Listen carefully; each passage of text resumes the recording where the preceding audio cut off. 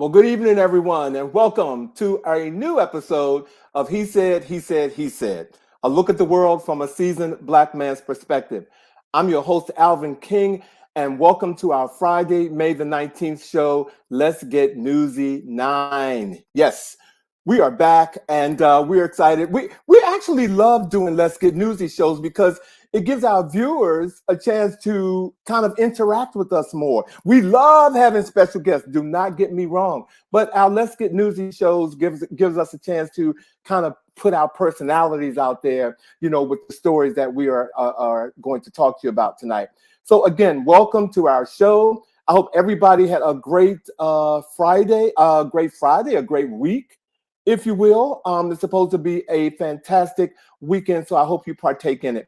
So, first of all, I want to acknowledge that May is Mental Health Awareness Month. The whole month of May. We take mental health awareness very seriously here at He Said. And so, just wanted to make sure that all of you were aware of that.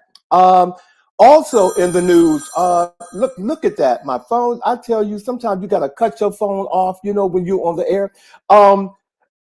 22 years ago, today, Apple opened its first store in Tyson's Corner, ladies and gentlemen. It was the very first Apple store that opened, and today they have a whole new look.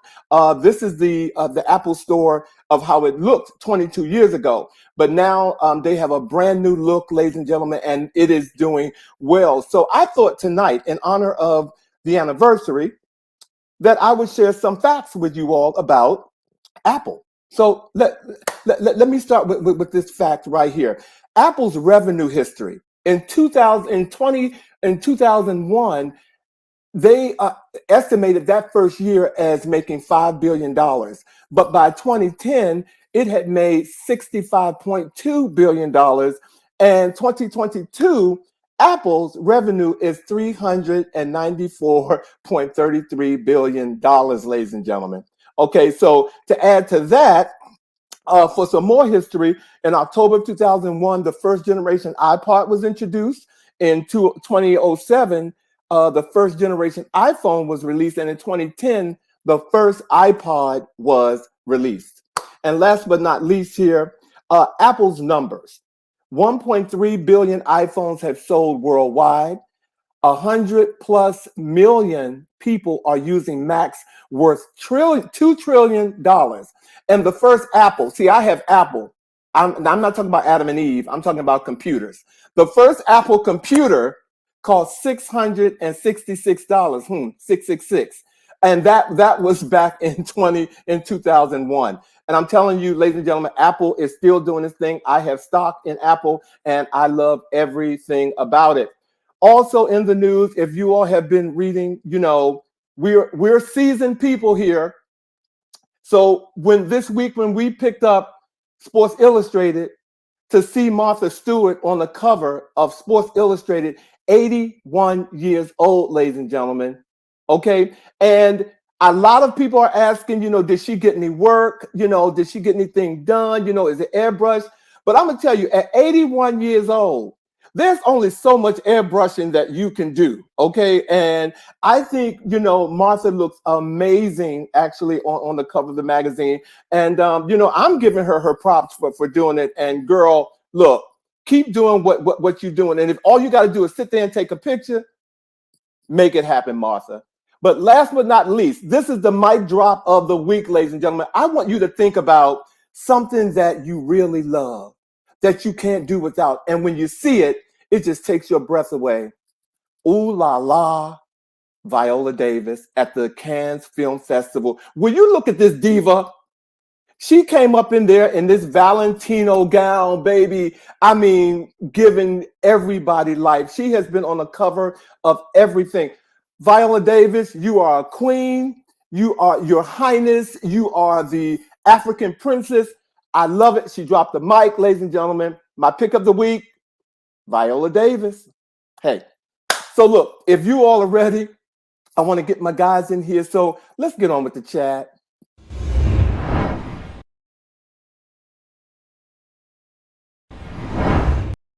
Hey. What's up? I have a question. Is Martha Stewart the first felon to be on the cover of Swimsuit Illustrated? I don't know. I don't know. But you know what? That is yeah, that is a good question. It's a very good. It's a very good question. I know she's That's why it says for you to say. Maybe she is the first felon. Okay, but she's selling magazines. And Lucy's. To who? I don't know though. Mm-hmm. But Sports Illustrated is all about celebrating women and all ways that they show up. And I love that they put her on the cover. I don't know what she had to do to get the cover, but kudos to them. Kudos to her. Yeah. So yeah, Martha, keep doing your thing. But I'm sorry. Yes, she looks great on the cover, but Viola Davis stepped into the camera this week and just shut it down. Yes, without question, the pick of the week goes to Viola. Okay. She shut it down. Hey, Bobby, how you doing? Right, that's Rodney. Rodney, how you doing? Hey, Blue, how you doing? Wait a minute. Blue said, "Hey, George, did we change our name, y'all?" Hey. He could be just speaking to one of the other viewers. He's talking to some people because I don't see George. Hold on, let me that's Martha's prison name. Oh, that's her prison name. Yeah. You stupid. Welcome to another episode of Let's Get Newsy, guys. Hey, Sean. I love doing this show with you guys because, ladies and gentlemen, what you all don't know, all of us get together and we decide what story that we want to tell. What piece of news do we want to share with you guys? And we come together and we just make it happen. And again, like I said earlier, our personalities it's like a bowl of soup. I can just taste it, but I didn't make it. Well, look, I just want to say that one of my stories tonight is to help everybody, whether you're watching live or watching and repeat. I'm here to help you become a better gunkle, a better launt, or whoever you are to your friends. And a launt. I had not heard launt. It makes not heard launt. I am a gunkle, but I had never heard launt. You heard it here first, ladies and gentlemen. I've never heard launt. Leave it to Vash. I've never heard launt. Okay. Giving you everything. He's just so happy you taught us something. You are funny. So here's just another reason for us to love Target. Target offers 1-year returns on their own brand items, including Cat and Jack children's clothing. So if you buy clothing for your child or for your friend's child or your niece and your nephew or however they choose to identify, you have 1 year. So if they outgrow it or whatever, you get to take it back to Target. Doesn't matter if it's stained, ripped, whatever, they will refund you. Their policy states, if you are not satisfied with any Target-owned brand item, return it within 1 year with a receipt for an exchange or a refund. Now, some people have gotten a little crazy returning up to $500 and $600 worth of stuff. Returns without a proof of purchase are capped at $100 per customer per year. But items with there's got to be a cap. Well, if you don't have a receipt, but items with a receipt or purchase with a Target Circle membership are basically unrestricted. So at a time when other retailers are trying to step up and slow down returns, Target is seeking to bring you back into the store and make it easier for you to return items. And since we all know it is virtually impossible to enter a Target for one thing or to just return something and not leave with a cart full of items, this policy is certain to maintain or increase Target's customer loyalty and keep new sales high. So you just gotta love Target, y'all. I love Target too, and typically when I leave out of there, there's nothing I want to take back. Well, that's the thing. I did recently buy something from Target because I'm gonna have some gatherings out in my backyard, and I bought this light, and I got home and it didn't work, in my opinion. And what I didn't realize was that. What is your opinion? It didn't work. In my opinion, it didn't work because the battery was in there, it didn't work. But there were no instructions to say, pull that little red sticker out, So the battery will, whatever goes through the battery, it will go from one side to the next. That little red plastic strip was keeping it from Correct. going. I didn't know from draining the battery. Draining the battery. Well, I was getting ready to take that thing back. I was like, no, they didn't sell me some defective stuff. Target would not do that to you. Kudos to them. Kudos to them. Well, I'm glad that you mentioned Target, because this next story, I'm sorry, Target. Yeah. I have a feeling that some families may have to, or some people may have to start going there if they weren't going there before. So in the news right now, this big thing. Now, we've been talking about it for years, but I want to ask you guys, should parents allow their children, once they move out, to move back into the house? And when they do, should they pay rent? If a child moves back into the house, I would say no, because if a child moves back, that's for a reason. Give them a grace. But after a certain age, when they first start working, you should charge them, but you should save that money and give it to them when they're ready to move out, to elevate them and leapfrog them into a better experience. Wow. Bobby, before I go on to you got anything to say on that? Because I think you do. I think he got a quick response. I will say that I don't know if rent per se is the thing, because I agree with Vash. In most instances, if you are an adult and you move back home, it's for a reason. And, nobody that I know is dying to move back home to be in a room in the house with their parents. So there's a reason that you've gone back. What I would say is that there would be an expectation of contribution to the household. Like, they take on a couple of the bills and help with groceries. But going back and just kind of existing would be Okay. I have a couple of ways that I'm looking at this. First of all, it has to be a case-by-case basis depending on the household, because people raise their kids differently. There are some people that I know who have raised their kids and they're lazy as all outdoors. Right. And when they leave when they leave the nest, they come back. I think if you're going to do that, give them the whole experience of what it's like if they were living on their own. Write up a contract. Write up an agreement to say, that you are basically a tenant. Now, on the flip side of that, some tenants like to get up in your face, when they're doing something in their property, and say, you can't tell me what to do. At what point do you switch between I'm a parent versus I'm your landlord? That dynamic can be. I like the whole aspect of making a child, pay rent. But there's some dynamics in there that some parents are not even ready for. And I think that's why this case or this story is like getting so much, so much airtime, because people are now really kind of thinking it through. Well, if I let my child come back in and I make them sign a contract and go through whatever rental agreement, there could be some sticky situations in that situation. Here's my thought. If you have to have a contract for your child to come back home with your child, right? Then there's already an issue, and you probably should not let them come back. I agree, Bosh. Do you know what I'm saying? I get it. If your child has to come back and you're willing to accept them back, right.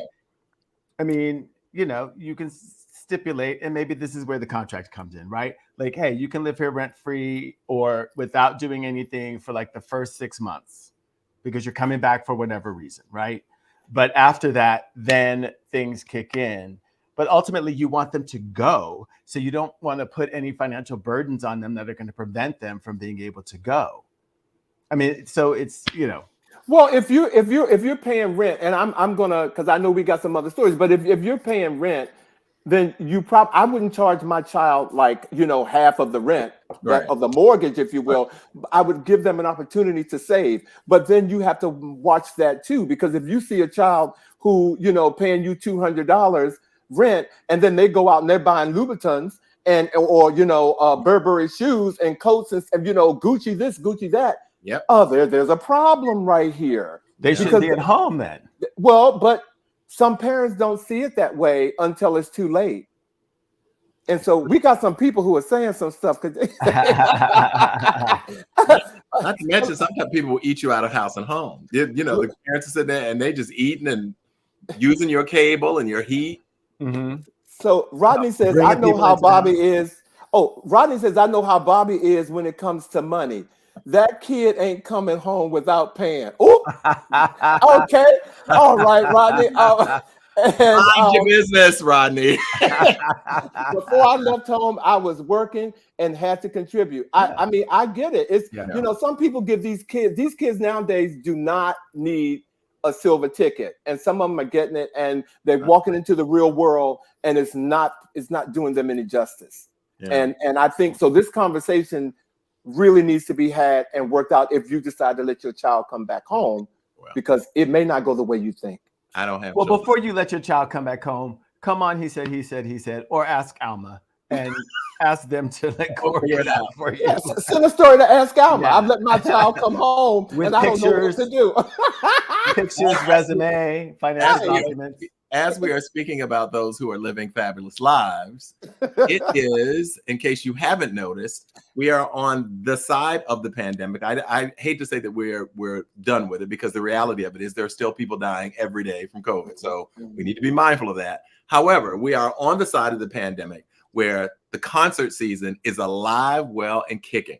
I've been seeing my friends post all of, whether it's Usher, and his Las Vegas, tour. So many of my friends have traveled to go see him there. There's Janet Jackson as well, who's out there. Boys to Men, New Edition. They are. Oh, and of course, we cannot forget the Beyonce Renaissance tour that's out there. Look at that outfit right there. But people are out and about. They are. I know that someone who's a co-host on this show will be seeing Madonna coming up soon. Am I correct? Yes. I'm sorry. I was getting my I don't know what show that was. I think it was when Madonna had those cones. I think it was a cone. Yes. I mean, but I'm a concert goer, and so I think you're right, Bobby. People are buying tickets first of all, and major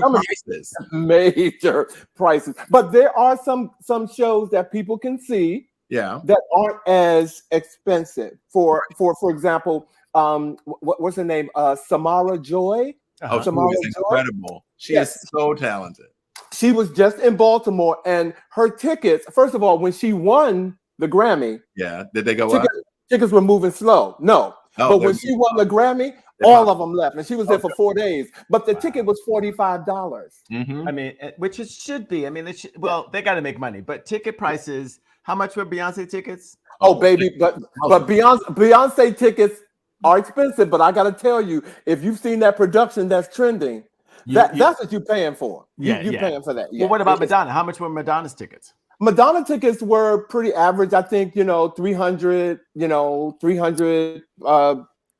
7 like that. This is where Rodney's going to come back on and talk about me being frugal or whatever, but I'm not paying more than a car payment to go see somebody for a couple of hours. That point in my life has just kind of sailed for me. I can't. I need more than just being in the venue. Mm-hmm. I need more than being able to have to watch the Jumbotron for the entire show in order to see you. Like I've said before, like if it's bigger than the Kennedy Center here in DC, I'm probably not going to be there. Well, I'm going to look back real quick to when Michael Jackson was living, and I don't know if you all went to it, but when Barbara Streisand was touring before she stopped, her tickets was $500, and that was back then. That was back then. No, I get that was back then. So I'm not justifying or advocating some of these prices, but I'm just saying $500 back then versus $1,800 now to sit in the same seat. But Alvin, you and I had the pleasure of attending the exact same concert, and you know where I'm going. Mm-hmm, we were together. Shantae Moore at the Howard Theater a couple of months ago. A couple of those tickets were what? Maybe $100, maybe? Maybe $79 at that. Something like that. Right. That amazing. Incredible. She's extraordinary. You even got to engage with Shantae Moore at the concert. Yeah, she did call me out. She did. Alvin, she sang her song, Alvin Got a Man, and I was looking around like, where? I was like, where? I was like, where? She sang Alvin King at the Shante Moore concert. All I'm saying is there are ways that you can enjoy music out here that don't necessarily cost that. But I just worry that, Taylor Swift tickets. I mean, it's not just people are spending thousands of dollars to be in the venue. And it's just interesting but the concert season is alive and well this summer. Get out there, whether you go to a free concert in the park in your local city, or, just get out and enjoy some good music and enjoy some good people. Well, Bobby, and in closing, because you mentioned Taylor Swift, okay, her people are good. Taylor Swift has added another feature to her concert. For people who can't get in, you can buy headsets to stand outside and hear the concert and dance in the parking lot.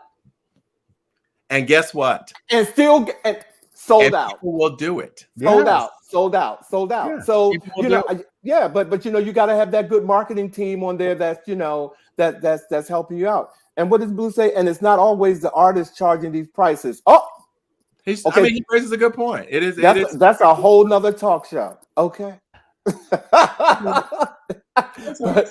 but I agree. I'm agreeing with Bobby. You guys, the concerts are upon us.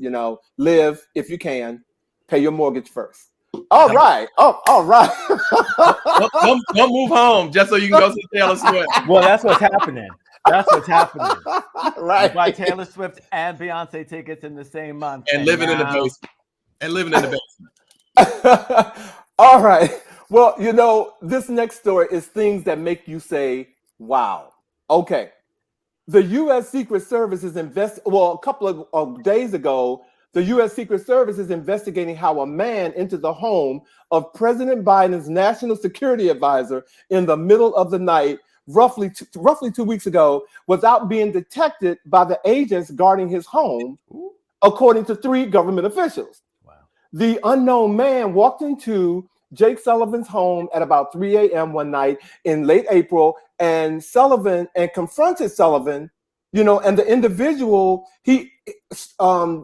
Sullivan started instructing the individual to leave the house, and the individual was drunk. Okay. And by the time Sullivan the Secret Service, who was supposed to have been around his house, got in there, the guy got away. It was a secret to the Secret Service. I'm sorry. That confirms. I think I used to say when President Obama was in the White House, if anything happens to him, it's an inside job. Mm-hmm. Because I thought that was like, you're in your house. I don't understand it. And he lived in DC, so it ain't like he lived in no super duper mansion. You know what I'm saying? He lived, it was it's literally in the city. It's an urban, it's a house. And I'm like, and you have Secret Service detail, and somebody was able to get up in your house in the middle of the night? Drunk. On duty. Drunk. Drunk.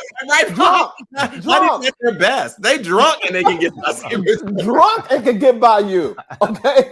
Okay. So what do you? I mean, if there was somebody no other... would be on White House dog duty at this point. You're like, okay, you keep an eye on the dog. Since you can't watch a human, you need to watch the dog. Oh, and I didn't mention he has round the clock Secret Service detail. Yeah. Okay. Yeah. And still they're unaware how the person got into the house. Drunk. And so can you say it one more time? Drunk. Wow. That's just amazing. That is huge. And it's pretty embarrassing. It's very embarrassing. And the fact that he's the national security security advisor. Mm-hmm. The man knows secrets. He can't be having people bouncing up at his crib in the middle of the night. No. Oh, can we say it one more time? Drunk. Wow. Drunk. Yeah. That story just kind of like, I was just flabbergasted by that. And I'm like, come on, but the Secret Service is now under investigation. As well they should be. And they're trying to figure out how did that breach happen. So in fact, somebody should be on Indeed looking for a job. A couple of people. Because if it's around the clock, a couple of people should be looking for a job right now. Absolutely. Right. Well, sticking with political things and things happening in Washington. So I'm not sure if you guys remember that in April, Randy Weingarten, president of the American Federation of Teachers, Yeah. had testified before the House Select Committee. Do you remember this, on the COVID-19 pandemic? Mm-hmm. And I don't even like mentioning this woman, but the Georgia representative and MAGA Republican Marjorie Taylor Greene told Weingarten that she should not have given advice on school closures because she is a political activist and not an actual mother. Not a real mother, yes. But I mean, that just tripped me out, especially since I have a stepmother. Weingarten is married to New York Rabbi Sharon Kleinbaum, who brought two daughters to their relationship, making Weingarten the daughters or the children's stepmother. Democratic Congressman Robert Garcia was really, really quick to blast Greene's comments as gross, bigoted, and an attempt to invalidate those who become parents through adoption, fostering, marriage, and members of the LGBTQ plus community. He went on to reaffirm Weingarten as a mother and praise her for being a great parent. Well, his activities did not stop then. Garcia has taken his support for families further by introducing a House resolution which concludes a parent's responsibility and ability to contribute to their child's growth and success is not defined by circumstances by which they become a parent. And families of all backgrounds and circumstances deserve to be recognized, respected, and celebrated. Absolutely. Right? Co-leads of the resolution included Ranking Member Raul Ruiz and Representatives Becca Ballant, Angie Craig, Maxwell Frost, and Mark Pocan. They represent a growing coalition of elected officials who wish to give all of America's families the respect and celebration they deserve. Amen. Amen. I'm just gonna first that Marjorie Taylor Greene. First of all, I don't know this because I don't follow her, but is she a parent? I believe she is. I mean, although I've never heard her. I've never heard them find out. I don't know. Yeah, I don't know if she's a parent. So that's one thing. The second thing, I just, one day I just hope that she doesn't pick up Elmer's glue one time, mistaking that is her lip balm. She has two children. Her lips. She does have children. Okay. She has children, right? I'm so sorry for them. Good. Oh God. Three actually. She has three: Lauren, Taylor, and Derek. Okay. All right. Okay. I'm gonna put some lip balm on because there's so many things I want to say about that woman. But yeah, that's go away. Go away. All right, I'm gonna move us forward so because MTG. I call it MTG. Doesn't deserve too much attention from us, so I'm going to move forward. But in that same venue, as Vash kind of opened the door of kind of like legislation and policies and so forth, there's some things happening around the country in our classrooms. And all of you know I'm an educator, and so I always try to bring a little bit of the information from that area as well. And I'm thinking about a situation that's taking place now down in Florida. Jenna Barbie is a 5th grade environmental science teacher who was showing her class the film A Strange World. And because there is a character, it's 16-year-old Ethan Cladd is the character's name. And he's a biracial, openly gay teenager who gets completely tongue-tied when he's near his crush, which I can imagine is really a really fun storyline in this movie. And she chose this movie. It's a current animation film by Disney, and it tied to some of the environmental science lessons that she taught because they go down under the earth and, it's the strange land that they're exploring. She is now being investigated because of being causing an infraction against legislation that exists now in Florida that prohibits teachers from discussing issues of diversity, gender, sexuality, all of that. A 5th grade teacher showing a Disney movie is now under investigation because it has a gay character for whom he is a central character, but there was nothing sexual in terms of like any kind of love scene or anything like that. And she's being investigated for it. Yeah. They're just being extra. It's a cute movie. It's a very cute movie. They were panning the movie, these same people who would probably leading the charge to investigate her. Pan the movie, they're like, oh, it's doing poorly because it's got a gay character that's, you know, central to the story. Yeah. But it's since gotten really great streaming numbers because it's a very cute movie. This whole thing about not wanting to teach children gender in school is so ridiculous because you cannot tell a child that they are a boy or a girl without teaching gender. You are already doing it. You're already doing it, and nor can you help a child live authentically and in a healthy way by simply not talking about these things, because either you're going to be talking about them or they're going to be talking about them with their friends, or like, but the thought that by not discussing it, you are either addressing it or keeping it from being raised is absolutely insane. It's insane. And teachers spend more time in many cases with a child than the parents do. Exactly. So to not think that things are going to come up with the teacher that don't come up at home, that the teacher needs to be able to navigate and do so in a way that says, okay, well, if you feel this way, so does someone's over there, or let's at least talk about it in such a way that it's not this crazy thing that you need to internalize. It's just so ridiculous and so bigoted and so backward. It's, you know, it's disheartening. Yes. But there's more.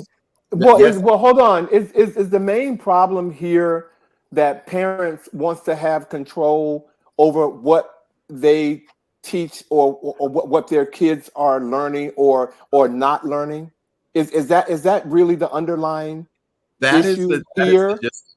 That is the gist of it, which doesn't translate into your child will not learn it if you don't, if you don't teach it to them. Right. They're going to find a way to learn it, even if the parent doesn't talk to them about it. But because people are riding on this idea, parents, that if they don't do it, that the child will never learn it. It's a cloak. It is a costume that they are wearing by saying that they want to be the ones to talk to their children about it. Right. What they're saying is that they don't want anybody to be talking about it because they want to suppress it all and not have to deal with it. They don't want your child to be talking about it and dealing with it, because then it's going to bring it into having them and their child have to talk about it. They just want it to all be squashed.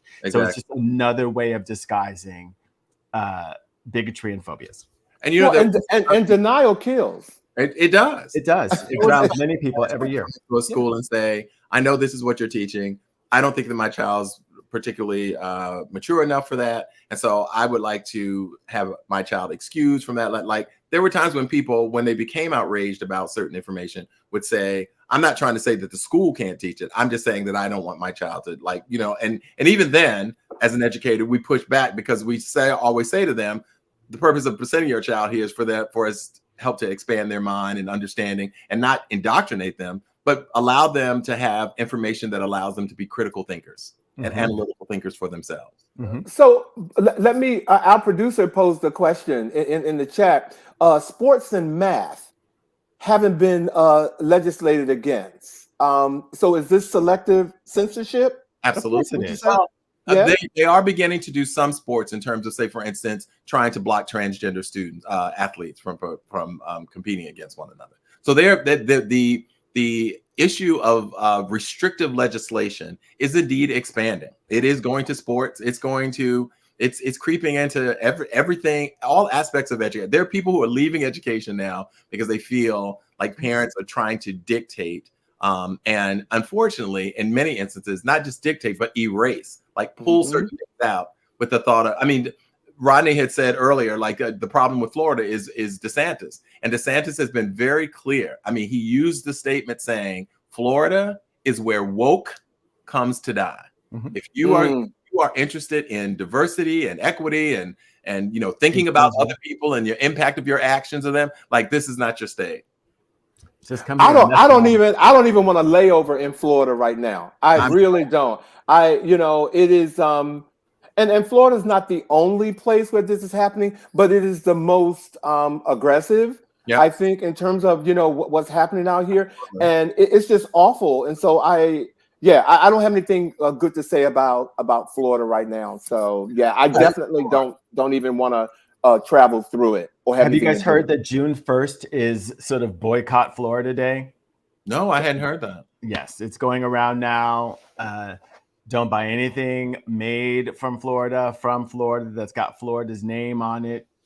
Wow. Anything like support our Latino brothers and sisters who are I was being the just because latest people are target. leaving construction companies, farms, they're leaving the state, and people are down there trying to get work done. Construction sites have been halted because they don't have enough workers. They put a bill out that says if you are hiring undocumented workers, that you could be fined some outrageous amount of money. So the people themselves can be thrown in jail, and it's a felony. So the workers are not showing up. The people who have the companies are, scrambling. So it's a lot. It's a lot.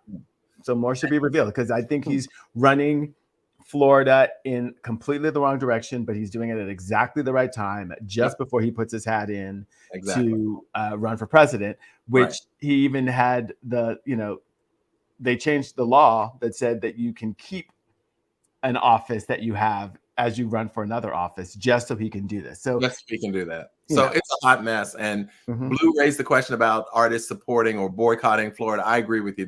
We need to be making some choices there. But I do want to get to this other story, and I know we got a lot more to get to tonight.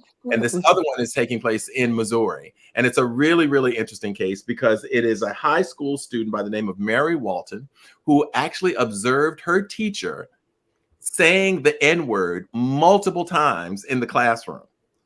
And in response to that, as most teenagers have cell phones, she whipped out her cell phone and she recorded the teacher in order to report him.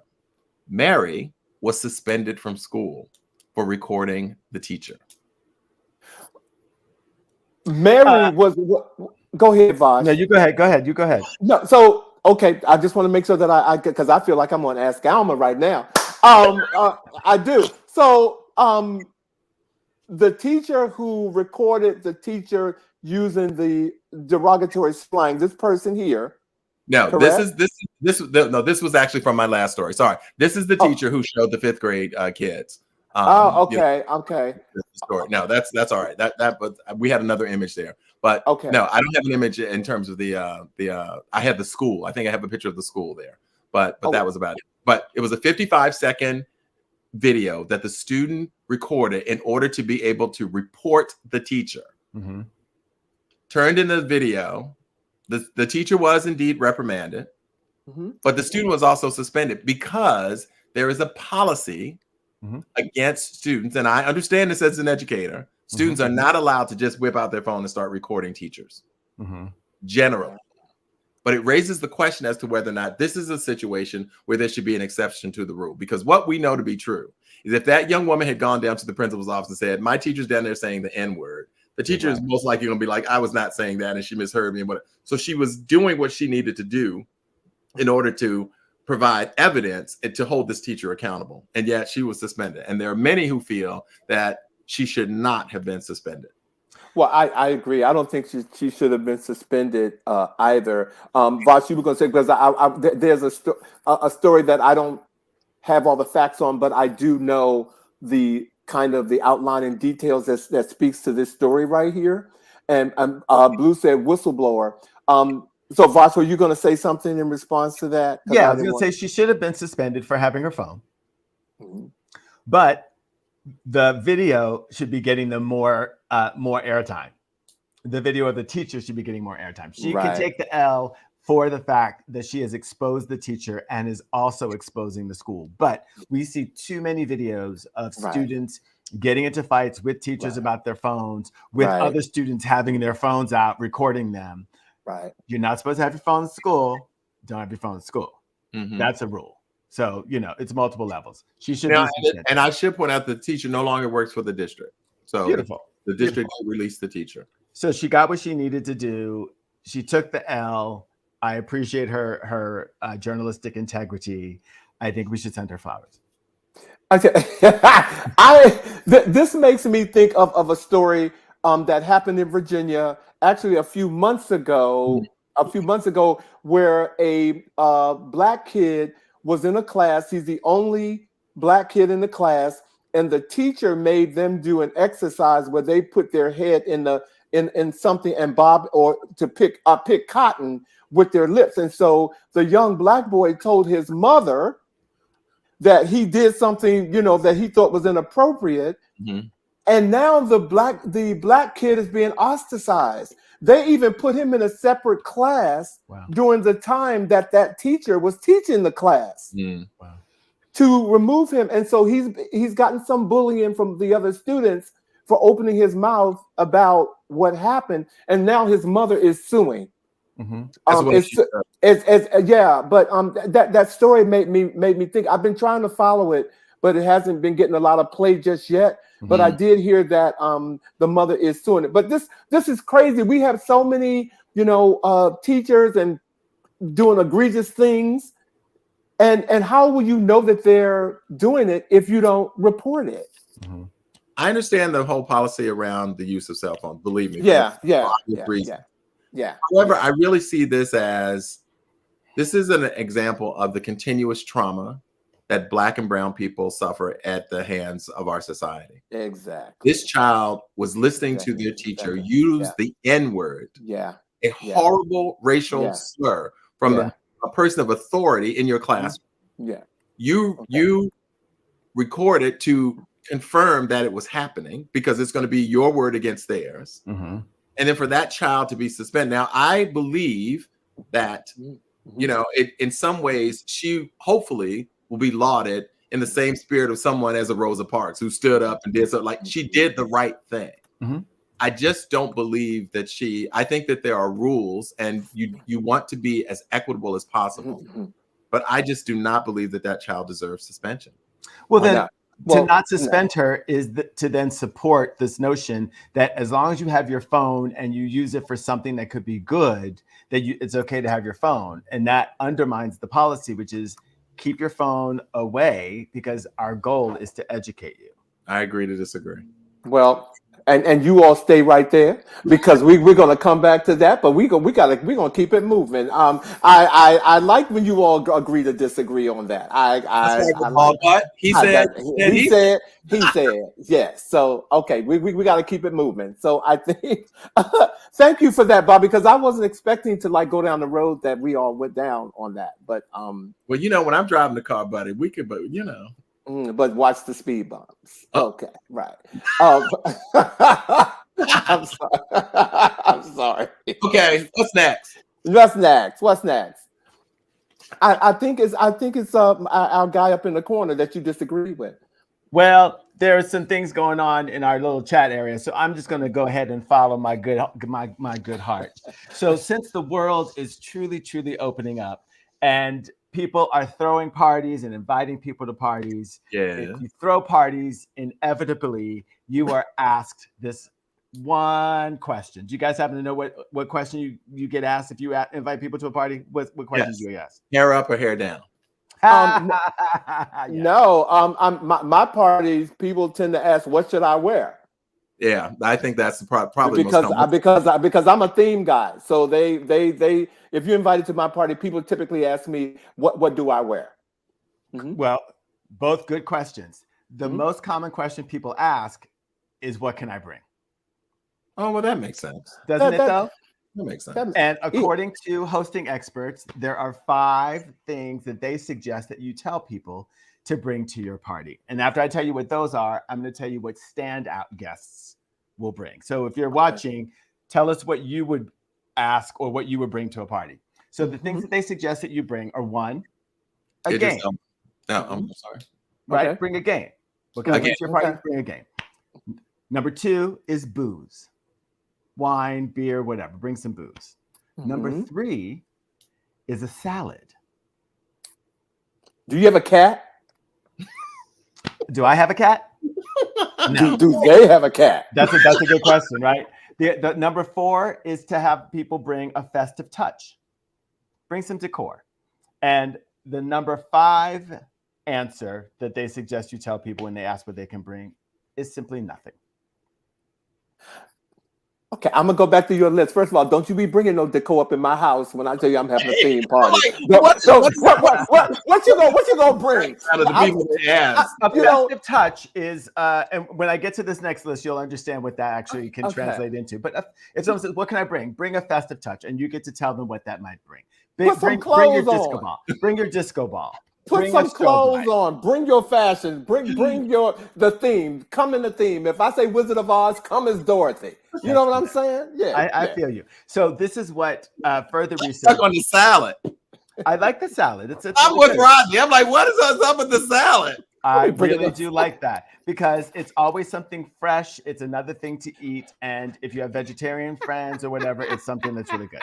So here is what they say a standout guest is likely to bring. Mm-hmm. One, extra ice. If you throw a party, you are always running out of ice. That, yes. Right? Number two is conversation starters. Whether it's a list of things to talk about or just having someone, I always love when there's certain people that I've had at parties where I'm like, that person is always going to ask interesting questions. So good conversation starters. Social skills. Yeah. Mm-hmm. And number three is a tried and true dish, something that you are known for making that people love. A good friend coming to your party is always going to bring something like that. Number four is flowers. So when you talk about a festive touch, that could be flowers. Bring flowers to your party. Number five is wine. And number six is candles. I've definitely been known to go to someone's party and bring stuff to make luminarias, paper bags, a little sand, some little tea lights, make it festive outside. Who is he? I don't know, but when you get my invitation to my party, I'm gonna make sure that you just come. Okay, Well, number five. I'm gonna make sure that you just come, and unless we have a sidebar conversation, but don't be bringing no salad up into my party if I ain't having no salad. Well, that's something that you would tell someone to bring. That's something you would tell someone to bring. Bring a salad. Okay. Bob, that's interesting. Now you beautiful flowers can make a setting, so I like the flower one. But okay, all right. So thank you. Okay, so I guess I go to different parties. I'm just saying, and that's why we're right. We go to different parties. He said, and he don't go to no parties. He said, "Don't be bringing no damn salad up to my party." I have friends who bring great salads. I mean, I've learned to make salads from my friend Cheryl, who was notorious. People would always tell Cheryl, "Bring a salad." And she'd come with a big wooden bowl with salads with lychee and just gorgeous salads. All right. I love salads. Okay. I don't trust everyone's cooking. Okay. Well, you would tell the right person to bring the salad. If someone like that you just met said, "Well, what can I bring?" You wouldn't tell them a salad. Like you wouldn't tell everybody to bring wine. I mean, because somebody's going to go and grab the $2 bottle of Chuck versus someone who who knows wine is going to bring. No one asked me to bring wine. They know. Guys, this has turned into the cooking show. Okay, so I'm like, this has turned into. I'm getting cooking show vibe. Okay, so candles are also good. Festive touch. Okay, well, let's party. Okay, because that's what we're talking about. Okay, let's party. Keep it moving. Okay. All right. I have a quick question here. Dwayne Wade and Gabrielle Union, they're my it couple. I love them. So they're in the news right now because they just made an announcement that they have an agreement as a couple that they pretty much, for most of their bills and when they go out and stuff, they do things 50-50. They both, have a decent income, but they split things a lot. Okay. And my question to you is, what do you think about that? Because they've gotten some really interesting responses where people think that's kind of crazy. They're like, you're a married couple who it doesn't matter. Other people kind of like it because it allows them to be kind of independent. Some people say it's traditional and they're not traditional. Do you think it's because they're male and female? Would it feel different if it were two guys or two women? I think being fair, it's about just being fair and having a conversation about what works for you. Yeah. You know what I'm saying? So I don't believe in letting other people into my relationship dynamics. So for me, whatever we decide on is what's working. Because they're public, they put it out there. But I like that. Yeah, I think fair is fair. If that's what you want to do and it makes you happy. But interestingly enough, there are people, they're not necessarily going in on her. they're going in on him because they're like saying he's weak as a man, that he's making her pay for things. That's the backlash has been mostly against him. And it made me wonder if there were two guys, for instance, would that have been obviously it would have been an issue because they're both guys, I don't think, but I'm thinking it's a bit of misogyny and masculinity being threatened here, that people are going in on Dwayne Wayne. There's a lot of conversations going on the internet these days about what women want, what they expect from men, etc. So all of these old gender roles and the relationship things really need to be challenged anyway. But the big thing here is that he has an ex-wife and probably has alimony. Yeah. So if they're going to contribute and live the life that they want, and she's making as much money as she's making, it makes sense that she contributes to what they're doing so that she's not contributing to this alimony payment thing. I concur. And as long as they are happy with it, which I think is good and healthy, then that maybe that is the way the thing should be. That's all I have to say on that. I don't want to go back to the other story, but our producer just sent us something that made me laugh. He's like, if you're going to the party, bring Popeyes. Everybody loves Popeyes. Again, we have separate parties that we go to. All right. We really do. All right. Yeah, we do. Yeah. All right, y'all. Terry Martin, a 76-year-old man, has been indicted for the theft of a pair of Judy Garland's ruby slippers worn in the film The Wizard of Oz 18 years after this man stole them, which means that he stole them back when he was like in his 56. I mean, it's just incredible. So in 2005, an unknown individual, because they didn't know who he was, climbed through a window of the Judy Garland Museum in Grand Rapids, broke the display where the shoes were being kept, and vanished. And stole the red slippers, leaving only a single red sequin behind. Now, the shoes were valued as $1 million in 2005 and are estimated to be worth $3.5 million now. They were recovered by the FBI in a sting operation in 2018, but no arrest was made until just recently. So the local in Minnesota, Terry Martin, lived only 12 miles away from the museum, and the people who worked at the museum were like, we didn't know that they were that close. Anyway, he's going to be charged with one count of theft of a major artwork, and we'll keep you informed of how this trial goes. And I will personally let you know if any good witch from the north or the south intervenes. Okay, sounds like a latent klepto issue, a latent person. Something's wrong with him. Okay, something's wrong, but okay. He wanted the shoes. They were kind of cute. He thought they were magical. Okay. Well, since we go ahead.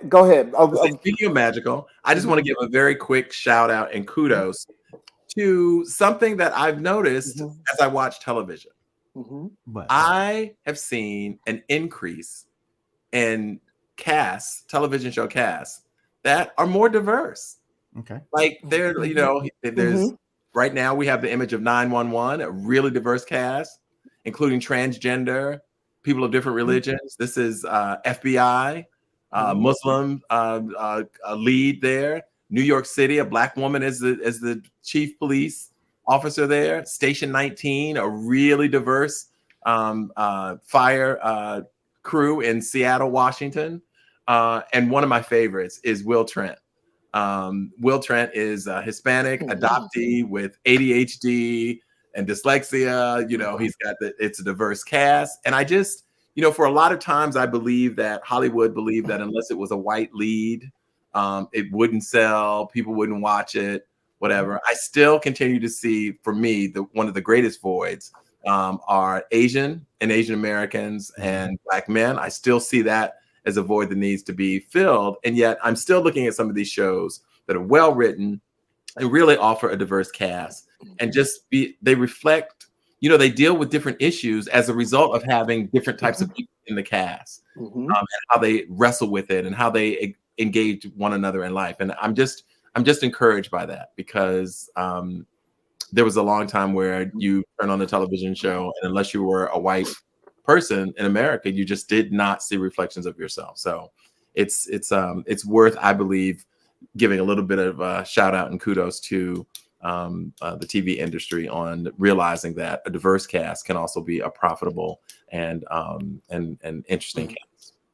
Well, while we're on the subject of diversity, we can't be any more diverse than this person right here that we're going to talk about. RuPaul, okay, has opened his doors of his beautiful home in Beverly Hills to the Architectural Digest. And for those of you who don't know RuPaul, he's a legendary queen of drag and media mogul, okay, and has a massive Hollywood residency-inspired estate. His menswear closet also includes a wall of accessories. Among pairs of platform boots and patterned scarves are numerous Gucci bags, including a leather duffel bag with the Italian label trademark King Snake. His room is decorated with several antiques, including a sewing box once owned by actress Anne Margaret. RuPaul's second closet and favorite room serves as the drag archive.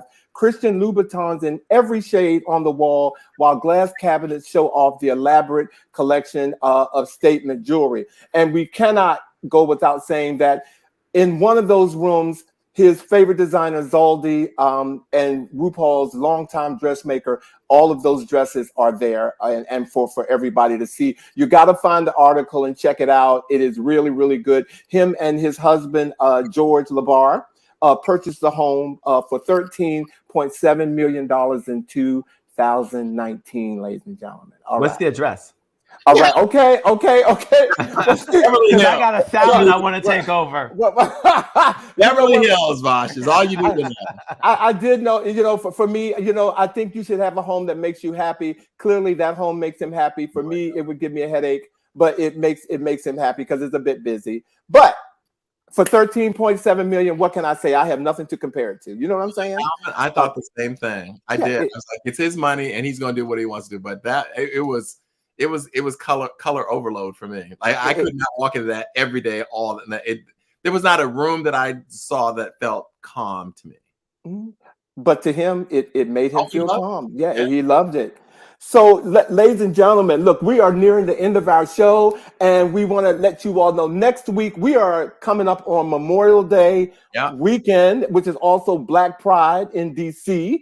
One of our hosts, let me say it right now, Boddie will not be with us next week because he's abandoning us to go do something. We have no idea what. Okay, he's calling it work. And he won't be here.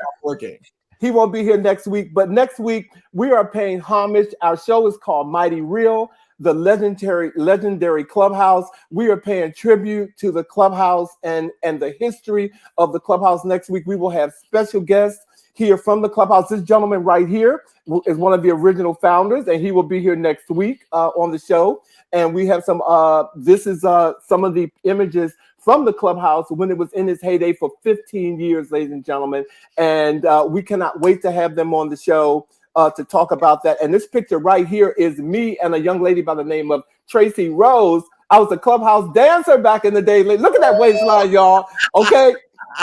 But we will have them here. And if you tune in next week, the Clubhouse is having this big event here. It's called the Clubhouse Reunion Party, and you can win free tickets to the party on Sunday, May the 28th, ladies and gentlemen. So tune in so you can win free tickets. All right. Yes. Our words of the week this week. I need a vacation. I may come back and I may not. Okay. That was cute. That was cute. So, and to close out tonight, some of you have mentioned it. Pro Football Hall of Famer Jim Brown, the unstoppable running back who retired at the peak of his brilliant career to become an actor, and as well as a prominent civil rights advocate during the 1960s, died last evening peacefully at his home, according to his spokeswoman for the Brown family. He was 87 years old. We send our prayers to the Brown family on the passing of Jim Brown, ladies and gentlemen. So, wow, we did it. Okay, we did it. Ladies and gentlemen, thank you all for tuning in. Did anybody say anything? Great show. Thank you, Sean. We love you for tuning in. You are Tune in next week, especially if you're in DC. You might win some tickets to the party. Amen. Okay, don't be tardy. All right, ladies and gentlemen. So we look forward to seeing you guys next week on a new episode of He Said. He said. He said. Y'all be good now. Have a great weekend, everybody. Be safe.